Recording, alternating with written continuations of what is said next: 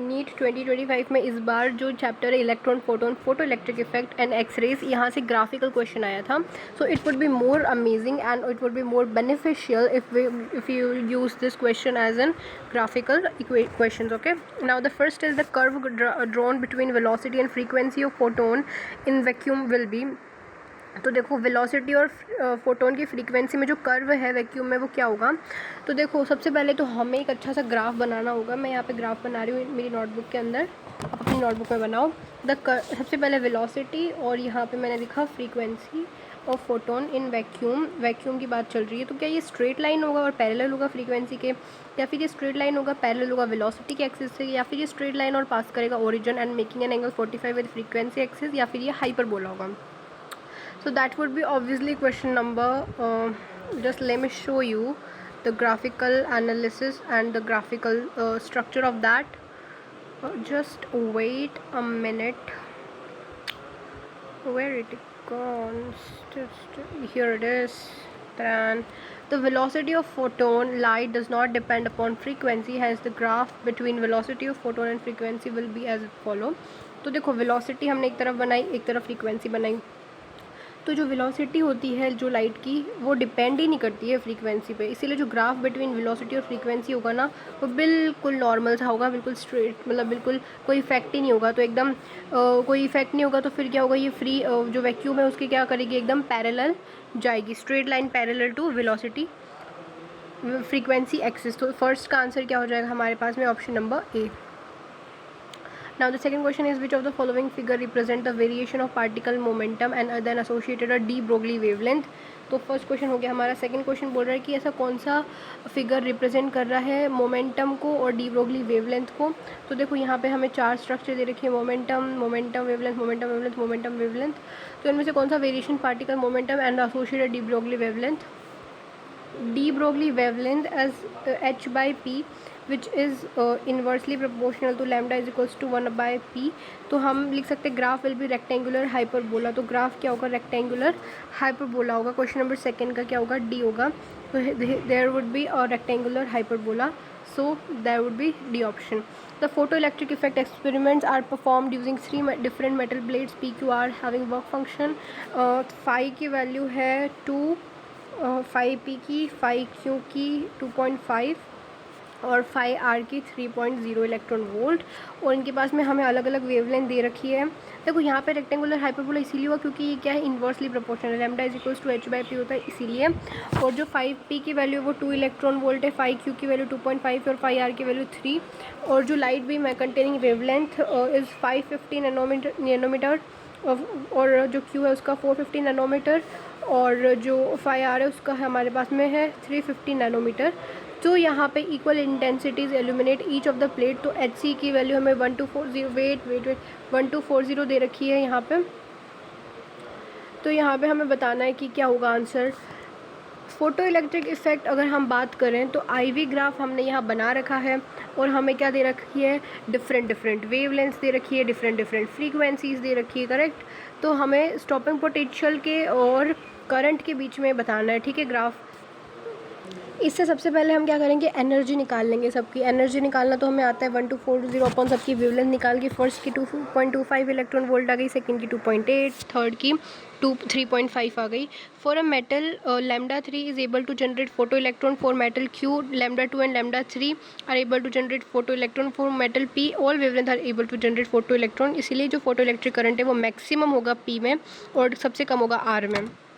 तो देखो जो मेटल आर है ना उसमें उसके केस में क्या है कि सिर्फ लैम्डा 3 ही फोटो इलेक्ट्रॉन जनरेट कर सकता है. जो क्वेश्चन नंबर थर्ड है उसमें पता चल गया कि R3 को जब हमने देखा तो इसकी 3 इलेक्ट्रॉन दे रखी है, 3 इलेक्ट्रॉन वोल्ट हमें वर्क फंक्शन दे रखा है और हमारे पास जो एनर्जी आई है वो 3.5 आई है, यानी कि वर्क फंक्शन ज़्यादा आ गया. इसका मतलब सिर्फ मेटल आर के लिए लैम्डा 3 ही जनरेट करेगा फोटो इलेक्ट्रॉन. बट लैम्डा 2 को देखें तो यहाँ पे जो लैम्डा 2 है यानी कि मेटल क्यू, यहाँ पे लैम्डा 2 और लैम्डा 3 दोनों जनरेट कर सकते हैं. क्यों, क्योंकि 2.5 is less than 2.8 and 3.5, hence ये दोनों जनरेट कर सकते हैं, करेक्ट. फिर लास्ट हम देखते हैं ये वाला पी वाला. तो पी वाले में तो तीनों ही जनरेट कर सकते हैं क्योंकि जब हम पी वाले की वैल्यू निकालेंगे तो हमें पी की वैल्यू मिलेगी 2.25 which is less then 2 which is less then 2.5 which is less then 3 also, तो इसीलिए थर्ड का आंसर क्या हो जाएगा ए। ये बहुत ही अच्छा क्वेश्चन था, सच बता रही हूँ। ऐसा क्वेश्चन अगर आप करोगे ना तो आपके सारे कॉन्सेप्ट क्लियर हो जाएंगे।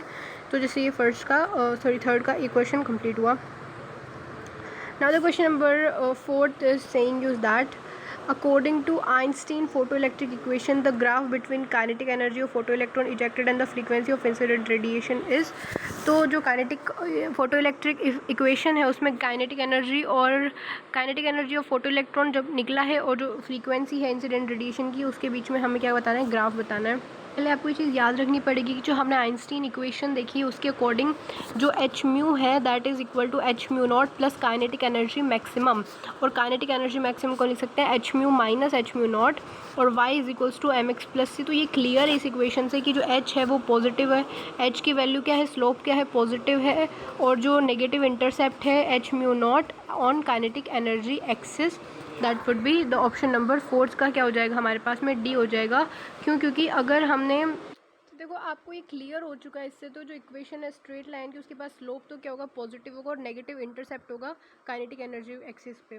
तो ऐसा ही हो रहा है कि यहाँ पे काइनेटिक एनर्जी एक्सिस है, यहाँ पे तो नेगेटिव इंटरसेप्ट है, लेकिन यहाँ पे पॉजिटिव स्लोप जा रहा है फ्रीक्वेंसी की कंपैरिजन में। तो यहाँ पे हमारा कौन सा हो जाएगा, option number D. Now the fifth is for the photoelectric effect, the maximum kinetic energy of the emitted photoelectron is plotted against the frequency of incident photon as shown in the figure. The slope of the curve gives। तो photoelectric effect में जो maximum kinetic energy है ना of emitted photoelectron, ये plot कर रखा है यहाँ पे against the frequency of incident photon as shown in the figure। तो आप देख सकते हो kinetic energy और frequency का ये वाला ग्राफ और ये वाला ग्राफ कुछ सेम सा ही है। अब now the A option is charge of the electron, B is the work function, C is the Planck's constant and D1 is the ratio of Planck's constant to electric charge। यहाँ पूछा ये है कि जो slope है curve का, मतलब kinetic energy और फ्रीक्वेंसी का जो स्लोप है ये हमें क्या देगा। तो ऑब्वियसली ये हमको क्या देगा, कंपेयर करें आइंस्टाइन साहब की इक्वेशन को, तो हमें मिलेगा H mu minus H mu not with Y is equals to M X plus C. तो यहाँ से हमें स्लोप की वैल्यू क्या मिलेगी, m की वैल्यू h के इक्वल, और फिफ्थ का हमारा आंसर क्या हो जाएगा, option number C which is equal to Planck's constant. Now the question number 6 we are going to do is the swapping potential V for the photoelectric emission from a metal surface is plotted along y-axis and frequency V for the incident light along x-axis. A straight line is obtained shown Planck's constant is given by। तो यहाँ पे भी हमें कुछ तरीके से, एक तरीके से देखो, एक तो स्टॉपिंग पोटेंशियल दे रखा है और एक फ्रीक्वेंसी दे रखी है। अब स्टॉपिंग पोटेंशियल और फ्रीक्वेंसी का जो ग्राफ दे रखा है उसमें बोल रखा है कि एक स्ट्रेट लाइन दिखा रखी है, यहाँ पे स्ट्रेट लाइन कुछ इस तरीके से दिखा रखी है जो कि ये है। तो यहाँ पे बताओ कि जो स्टॉपिंग पोटेंशियल होगा या फिर जो प्लैंक्स कांस्टेंट होगा उसको हम कैसे देंगे, मतलब उसको किस तरीके से लिखेंगे, या वो स्लोप होगा लाइन का, या फिर वो प्रोडक्ट होगा लाइन इंटू चार्ज इलेक्ट्रॉन के, या फिर वो इंटरसेप्ट अलोंग वाई एक्सिस, या फिर मास ऑफ इलेक्ट्रॉन, या फिर वो स्लोप होगा या फिर मास ऑफ इलेक्ट्रॉन होगा। तो क्या होगा ये भी हम देख लेते हैं। क्वेश्चन नंबर 6 है kinetic energy maximum is H mu minus H mu not, E V not भी हम लिख सकते हैं H mu minus H mu not. तो यहाँ वी नॉट की वैल्यू हमें एच बाई ई वी मिलेगी minus H V not by E मिलेगी। तो जब हम कंपेयर करेंगे नॉट है उसकी वैल्यू हमारे पास में होगी H by E into frequency minus H V not by E. जब हम इसको कंपेयर करेंगे इक्वेशन को तो हमें एच की वैल्यू जो मिलेगी, यानी कि जो प्लैंक्स कांस्टेंट है उसकी वैल्यू मिलेगी mass into electron, mass of electron into charge. तो ये हमारे पास में क्या आंसर हो जाएगा, हमारे पास इसका आंसर हो जाएगा बी ऑप्शन। क्योंकि देखो यहाँ पे हमें h बाई ई चाहिए, राइट, जो प्लैंक्स कांस्टेंट है उसको हमने e के इक्वल किया, तो हमारे पास में जो ये जो मिला ऑप्शन, ये क्या मिलेगा हमें, चार्ज ऑफ इलेक्ट्रॉन और जो प्रोडक्ट है ऑन द लाइन, यानी कि हमारे पास में मास इंटू मास h की वैल्यू क्या मिलेगी, प्रोडक्ट और slope of line into charge of electron. Now question number 7 is it is saying that the momentum और displacement, मोमेंटम और डिस्प्लेसमेंट की बात करें तो जैसे मतलब बड़ा ही अच्छा क्वेश्चन है ये मोमेंटम और डिस्प्लेसमेंट वाला। अगर मैं यहाँ पे बनाऊँ, मेरी नोटबुक के अंदर मैं ग्राफ बना रही हूँ मोमेंटम और डिस्प्लेसमेंट का, ए बी सी डी। यहाँ पे ऐसा लग रहेगा कि आपको कि मोमेंटम और डिस्प्लेसमेंट में है ना, यहाँ पे एक तरीके से एक साइकिल चल रही है जो कि मतलब हम कहते हैं ना जो कंप्लीट हो चुकी है, ए से पूरे वापस ए पे ही आके ख़त्म हुई है। तो इस केस में जो इररिड्यूसिबल एरिया है ए बी सी डी इस फिगर में वो क्या होगा। I was too focused in this irreducible area A B C D के केस में हम देखें तो यहाँ पे मोमेंटम और डिस्प्लेसमेंट के बीच में ये जो हमारे पास में एरिया आएगा वो क्या आएगा, प्लैंक्स कांस्टेंट आएगा। ऐसा यहाँ पे हमारे जो क्योंकि हमें पता है momentum p is equals to क्या हो सकता है, H C by lambda, correct. और अगर स्पीड ऑफ लाइट को मैं मतलब एच म्यू भी सी बाय लेमडा, अगर मैं स्पीड ऑफ लाइट को हटा दूँ तो यहाँ पे मेरे पास जो मोमेंटम मतलब कि जो एरिया की वैल्यू है वो क्या आएगी, P H is equals to P into lambda. और पी इंटू लेमडा यानी कि हमारे पास मोमेंटम और डिस्प्लेसमेंट, अगर हम लेमडा को एज ए डिस्प्लेसमेंट ले और पी को मोमेंटम ले तो हमारे पास एच आएगा which is what, which is Planck's constant. Hence congratulation, you got the answer. Now the question number 8. The figures show a plot of photocurrent versus anode potential for a photosensitive surface for 3 different radiation. Which one of the following is correct statement? The figure, ये जो figure है ये दिखा रहा है आपको photo current और क्या, फोटो करंट एनोड पोटेंशियल और रिटार्डिंग पोटेंशियल। तो बड़ा ही अद्भुत सा ये डायग्राम है, हमें भी दिख रहा है इसका, इसकी खूबसूरती दिख रही है इस डायग्राम की, बहुत ही खूबसूरत है ये। तो चलो हम इस खूबसूरत से डायग्राम को सॉल्व करने की कोशिश करते हैं। करेक्ट, वेट, अब देखो इसमें है ना आपको थोड़ा सा घुमाने की कोशिश कर रखी है। एक जो है ना बी वाला और जो सी वाला है, जो बी वाला और सी वाला है ना उसका है ना करंट, तो देखो करंट तो सेम है लेकिन इनका जो पोटेंशियल है ना वो डिफरेंट है, ठीक है। और जो बी वाला और ए वाला इसमें करंट तो डिफरेंट है बट पोटेंशियल सेम है। तो इस तरीके से आपको इसको आंसर करना है। तो यहाँ पे curve A and B represent incident radiation of different frequency and different intensity. तो ए और B incident radiation of different frequency तो है और डिफरेंट इंटेंसिटी, ये वाला देखते हैं हम एक बार। फिर कर्व ए और बी रिप्रेजेंट करता है incident radiation of same frequency and ना सेम तो नहीं होगी। Curve B and C represent incident radiation of different frequency and different intensity. B और सी का ना ये भी नहीं हो सकता। Curve B and C represent incident radiation of same frequency and same intensity. कौन सा कर्व बता रखा है, बी और सी सेम फ्रीक्वेंसी और सेम इंटेंसिटी के साथ में। तो देखो स्टॉपिंग पोटेंशियल है ना वो सेम होता है ए और बी के लिए, इसलिए उनकी फ्रीक्वेंसी भी सेम होगी। अगर स्टॉपिंग पोटेंशियल किसी के लिए सेम है तो फ्रीक्वेंसी झक मार के सेम हो जाएगी। You don't have to do any kind of work for that. और जो मैक्सिमम करंट वैल्यू है डिफरेंट होगी। ऑल्सो मैक्सिमम करंट की वैल्यू है ना वो डिफरेंट है ए और बी के लिए, तो उनके पास में ऑल्सो मैक्सिमम करंट की जो वैल्यू है ना वो अलग अलग है ए और बी के लिए। So they will have different intensities, okay. तो अगर जो क्वेश्चन है ना बी वाला, ये मतलब ये जो बोल रहा है डिफरेंट ए और बी की रिप्रेजेंट कर रहा है इंसिडेंट ऑफ सेम फ्रीक्वेंसी, तो हाँ ये तो सही है कि फ्रीक्वेंसी क्या है, सेम है बट डिफरेंट इंटेंसिटी है क्योंकि फोटो करंट डिफरेंट है, और इसकी फ्रीक्वेंसी सेम है क्योंकि रिटार्डिंग पोटेंशियल सेम है, ठीक है। अभी अजीब सा क्वेश्चन, देखो कितना गंदा क्वेश्चन है, इसको देख के मेरे को बहुत अजीब सा हो रहा है, मेरे को ऐसा लग रहा है इसको कैसे करेंगे solve, but we will going to do it if any condition. The intensity of x ray from Coolidge tube is plotted against wavelength as shown in the figure. The minimum wavelength found is this and the wavelength of Ka line is this as accelerating voltage is increased। वही ये IIT JEE का 2001 का प्रश्न है, इसको under estimate कभी मत करना, ऐसी गलती करो ही मत, मेरे पास आयो तो टफ क्वेश्चन से प्रैक्टिस करेंगे। तो देखो यहाँ पे है हमारे पास करंट और यहाँ पे हमारे पास वेवलेंथ ऑफ के, यहाँ पे हमारे पास लैम्डा सी, यहाँ पे हमारे पास वेवलेंथ। अब इसका सोल्यूशन हम देख लेते हैं जल्दी से। जो 9th क्वेश्चन है यहाँ पे हमें बता रखा है कि लो लैम्डा के है वो इंडिपेंडेंट है किसके, वोल्टेज के, और जबकि मिनिमम वेवलेंथ जो है वो इन्वर्सली प्रोपोर्शनल है वो वोल्टेज के। इसीलिए जैसे जैसे वोल्टेज इंक्रीज़ होगा वैसे वैसे वेवलेंथ के को तो कोई फ़र्क नहीं पड़ेगा, लेकिन जो वेवलेंथ सी है वो बेचारा घटता जाएगा घटता जाएगा घटता जाएगा। तो अगर वेवलेंथ सी घटेगा तो जो वेवलेंथ के माइनस वेवलेंथ सी है वो क्या करेगा, इंक्रीज़ करेगा। इसीलिए इसका आंसर क्या है, ये वाला आंसर है। थोड़ा सा अजीब क्वेश्चन है क्योंकि Coolidge ट्यूब हमारे सिलेबस में नहीं है, इसीलिए हम क्वेश्चन नंबर 10 करते हैं। The figure represent the observe intensity of x ray emitted by an x ray tube as a function of wavelength. The sharp peak A and B denote. तो यहाँ इंटेंसिटी और वेवलेंथ दे रखा है, जो फिगर है ना रिप्रेजेंट करता है इंटेंसिटी ऑफ एक्सरे और x-ray emitted by an x ray tube as a function of wavelength. The sharp peak A और बी डिनोट, यानी कि जो तिखी तिखी पिक्स है ना ए और बी की वो क्या डिनोट कर रही है, तो देखो ये डिनोट करेगी बैंड का spectrum, continuous spectrum, characteristic radiation या फिर वाइट रेडिएशन। तो जो क्वेश्चन नंबर 10th है वो है, अगर एक्सरे स्पेक्ट्रा की बात करते हैं तो डिपेंड करता है एक्सेलरेटिंग वोल्टेज पे and the target element, we may find sharp peaks superimposed on continuous spectrum. So these are a different wavelength for different elements and they form characteristics X-ray spectrum. जो question number 10 है वो क्या बोलता है, इन X-ray spectra, एक X-ray spectra है जो डिपेंड करता है on accelerating voltage and the target element. हम पाते हैं शार्प पीक्स जो कि super impose on continuous spectrum. These are at different wavelength, ये अलग अलग वेवलेंथ पे है और अलग अलग एलिमेंट के लिए अलग अलग वेवलेंथ पे है।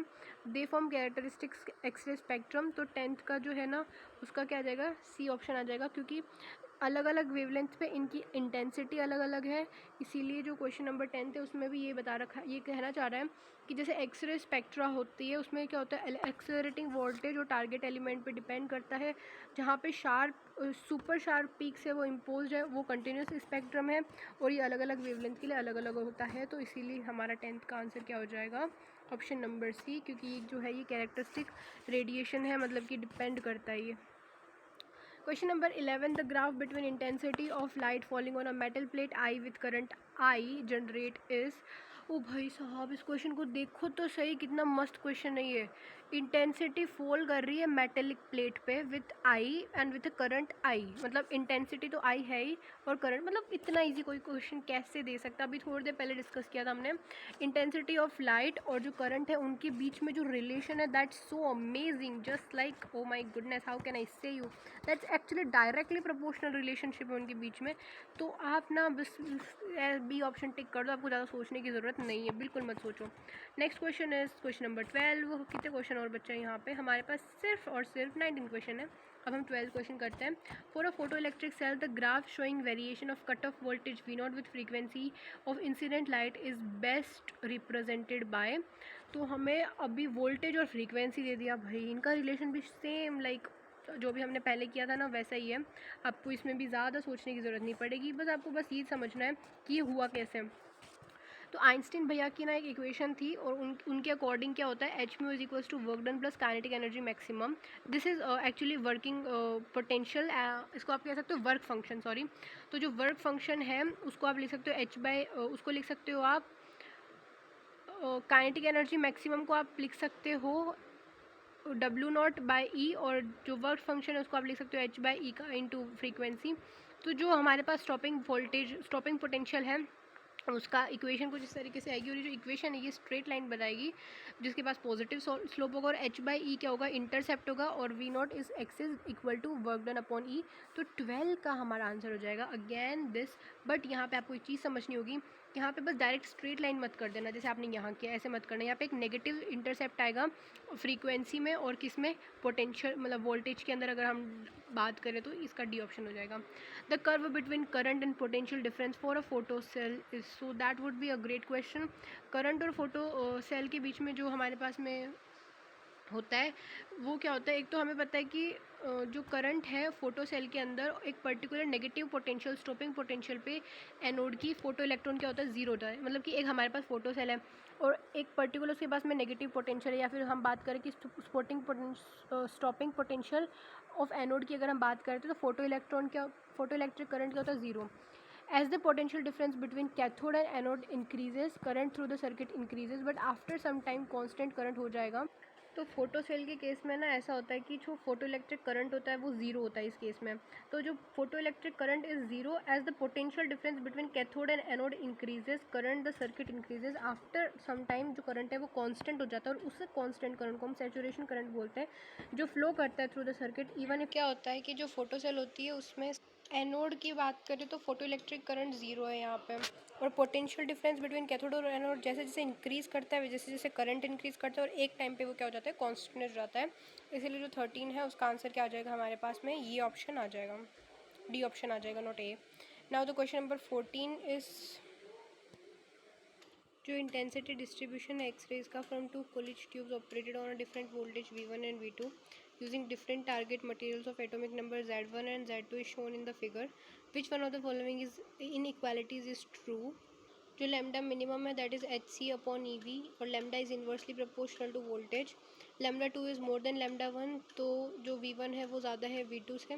तो यहाँ पे जो क्वेश्चन है ना दैट्स वेरी इंपॉर्टेंट क्वेश्चन, क्योंकि यहाँ पे सबसे पहले तो HC अपॉन EV जहाँ पे पता चल गया lambda is inversely proportional to voltage, lambda 2 ज़्यादा होगा लैम्डा 1 से क्योंकि V1 ज़्यादा है V2 से। तो यहाँ हम मोजली लॉ लगाएंगे जहाँ पे velocity is A Z minus B और velocity is directly proportional to Z minus one का स्क्वायर। तो जो लेमडा है that is one by Z minus one का स्क्वायर। तो जो वेलोसिटी है that is lambda one upon lambda. तो यहाँ पे lambda one is more than lambda two, तो Z two is more than Z one. यहाँ पे बहुत ही अच्छा क्वेश्चन है, ये बहुत ही डिफिकल्ट क्वेश्चन में आता है, इसलिए 14 का हमारे पास में क्या आंसर हो जाएगा, ऑप्शन नंबर ए, जो कि V1 अगर ज़्यादा है V2 से तो Z2 ज़्यादा होगा Z1 से। एक और क्वेश्चन हम देखते हैं from this question, photo electric effect we में इन्फर करेक्टली दैट सोडियम और एल्यूमिनियम की क्या सेम थ्रेशोल्ड फ्रीक्वेंसी होगी। तो देखो अगर स्टॉपिंग पोटेंशियल और फ्रीक्वेंसी का ग्राफ हमें दे रखा है तो यहाँ बोल रखा है कि इनकी सेम थ्रेशोल्ड फ्रीक्वेंसी होगी, या फिर maximum kinetic energy for both the metal depend करेगा फ्रीक्वेंसी पे लीनियरली, या जो स्टॉपिंग पोटेंशियल होगा वो डिफरेंट होगा सोडियम और एल्यूमिनियम के अंदर, या फिर जो एल्यूमिनियम है वो बेटर फोटो सेंसिटिव मटेरियल है देन सोडियम। तो देखो इसका जो सोल्यूशन है वो ये है कि जो स्टॉपिंग पोटेंशियल है ना वो होता है इक्वल होता है मैक्सिमम काइनेटिक एनर्जी से। तो क्योंकि स्टॉपिंग पोटेंशियल वेरी करेगा लीनियरली विद द फ्रीक्वेंसी, तो therefore maximum kinetic energy for both the metal also very करेगी लीनियर विद फ्रीक्वेंसी। तो अगर देखो यहाँ पे फोटो जो इलेक्ट्रिक इफेक्ट है यहाँ पे इसको हम देखेंगे तो मैक्सिमम काइनेटिक एनर्जी ना दोनों मेटल के लिए फ्रीक्वेंसी के लीनियरली डिपेंडेंट होगी। ठीक है, अब क्वेश्चन नंबर 16 करते हैं हम। ये AIEEE 2006 JEE मेन 2013 का question which is 17 number question. The anode voltage of photocell is kept fixed, the wavelength of the light falling on cathode is gradually changed, the plate current one of the photocell vary as follow। तो धीरे धीरे धीरे धीरे हमने plate one का जो photocell है उसको क्या करा है, उसका जो जैसे सबसे पहले तो हमने किसको फिक्स रखा है, उसके एनोड वोल्टेज को फिक्स रख दिया। ठीक है, वोल्टेज को फिक्स रख दिया और वेवलेंथ जो है ना वो धीरे धीरे चेंज करते गए हम। तो इसके ऊपर जो फर्स्ट है उसके ऊपर क्या इफेक्ट पड़ेगा, फर्स्ट फोटो सेल है उसके ऊपर जैसे जैसे हम वेवलेंथ ऑफ लाइट इंक्रीज करेंगे वैसे वैसे जो फोटो इलेक्ट्रिक करंट है ना वो क्या करेगा, डिक्रीज करेगा at a certain wavelength cut off अबो। जैसे जैसे हमने क्या किया, इंक्रीज की वेवलेंथ ऑफ लाइट, जो फोटो इलेक्ट्रिक करंट है वो क्या किया, डिक्रीज किया। और एक सर्टेन वेवलेंथ मतलब एक ऐसी वेवलेंथ आई जिसको कट ऑफ वेवलेंथ बोलते हैं, वहाँ पे क्या हुआ, उसके ऊपर जो फोटो इलेक्ट्रिक करंट है वो स्टॉप हो गया। तो यहाँ करंट तो हमने सबसे पहले देखो वोल्टेज को क्या कर रखा है, फिक्स कर रखा है, और यहाँ पे वोल्टेज को फिक्स कर रखा है। तो देखो यहाँ पे जो हमारे पास में यहाँ पे फर्स्ट में स्टार्टिंग में फिक्स्ड है वोल्टेज, फिर धीरे धीरे हमने क्या किया, उसको कम किया है वेवलेंथ को, तो वेवलेंथ धीरे धीरे धीरे धीरे कम हो रही है और एक पॉइंट पे कट ऑफ हो जाएगा। तो ऑप्शन नंबर ए हमारा सही हो जाएगा। अब इसका आंसर धीरे धीरे हमने इसको कम किया, बढ़ाया नहीं, इसलिए सी नहीं होगा, बी भी नहीं होगा और डी भी नहीं होगा, क्योंकि हमें कम किया ना कि इंक्रीज़ किया। Question number 18. According to Einstein photoelectric equation, the float of kinetic energy of the emitted photoelectron from a metal versus the frequency of incident radiation gives straight line whose slope। तो according in Einstein photoelectric equation के according जो kinetic energy है emitted photoelectron की, मतलब कि जो photoelectron जो हमने emit किया उसकी kinetic energy metal की surface से बाहर निकलना, और उसकी जो frequency है of the incident radiation जो ये क्या देता है हमें, स्ट्रेट लाइन देता है। तो उसकी जो स्लोप है वो क्या होगी, वो सेम होगी सारे मेटल के लिए, या फिर इंडिपेंडेंट होगी of the intensity of radiation, या डिपेंड करेगी रेडिएशन ऑफ इंटेंसिटी पे, या फिर डिपेंड करेगी बोथ इंटेंसिटी ऑफ रेडिएशन और मेटल जो हमने यूज़ किया, या फिर डिपेंड करेगी नेचर ऑफ मेटल यूज़। तो जो एच म्यू है that is equals to H mu not plus kinetic energy maximum. On comparing this equation y is equals to M X plus C, we get m is equals to h which is equals to universal constant. तो इससे हमें 18 की क्या value मिल जाएगी, A option मिल जाएगी। तो 18 की क्या वैल्यू होगी, इस 18 की जो वैल्यू होगी वो सेम फॉर ऑल मेटल, क्योंकि सारे मेटल्स के लिए सेम होगा और इंडिपेंडेंट होती है इंटेंसिटी ऑफ रेडिएशन से। क्या, जैसे हम y is equals to M X plus C करते हैं ना, तो हमें m मिलता है कांस्टेंट, यानी कि यूनिवर्सल कांस्टेंट।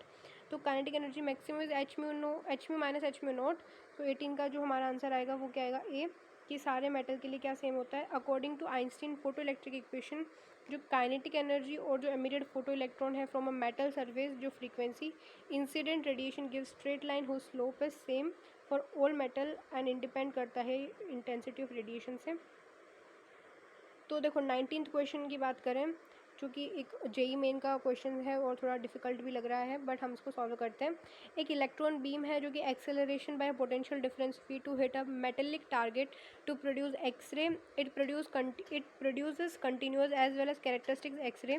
अगर lambda minimum is smallest possible wavelength है x-ray in the spectrum, the variation of log lambda और जो लॉग वोल्टेज है वो करेक्टली जो रिप्रेजेंट कर रखा है। अब इन चारों में से देखो, सबसे पहले तो बोल रहे कि इलेक्ट्रॉन का जो बीम है जिसका एक्सेलरेशन है bye potential difference v hit करता है ताकि वो क्या कर सके, एक्सरे प्रोड्यूस कर सके कंटिन्यूसली। जो लैम्डा मिनिमम है वो smallest possible wavelength of X-ray in the spectrum. जो वेरिएशन है log lambda minimum with log v जो करेक्टली रिप्रेजेंट करता है हमें। तो देखो यहाँ E V is equals to H C by lambda minimum is this 12400 upon E V. तो यहाँ से हमें पता चल जाएगा कि जो लॉग लैम्डा मिनिमम है वो क्या होगा, is equals to log 12400 minus log E minus log V, and log lambda minimum है सी माइनस लॉग वी। तो जो वाई की वैल्यू है वो सी माइनस एम एक्स आएगी, और लॉग लैम्डा मिनिमम और लॉग वी जो है वो क्या करेगा 19 का। इसका आंसर क्या हो जाएगा बी, कि जो है ना ये जो लॉग लैम्डा मिनिमम और लॉग जो पोटेंशियल डिफरेंस हमें दे रखा है, ठीक है, ये क्या हो जाएगा सी माइनस एम एक्स, यानी कि ये धीरे धीरे डिक्रीज़ करेगा। तो इसीलिए यहाँ पे इंक्रीजिंग की जगह डिक्रीजिंग कर देंगे, और लॉग लैम्डा मिनिमम और लॉग पोटेंशियल की वैल्यू क्या आ जाएगी हमारे पास, डिक्रीजिंग आ जाएगी। ऐसे करके हमने क्वेश्चन नंबर 19 सॉल्व कर लिया और सारे क्वेश्चन डिस्कस कर लिए हैं विच आर ग्राफिकल क्वेश्चंस। तो अगर आपको ये पसंद आए तो इसको लाइक शेयर सब्सक्राइब करना। बाय।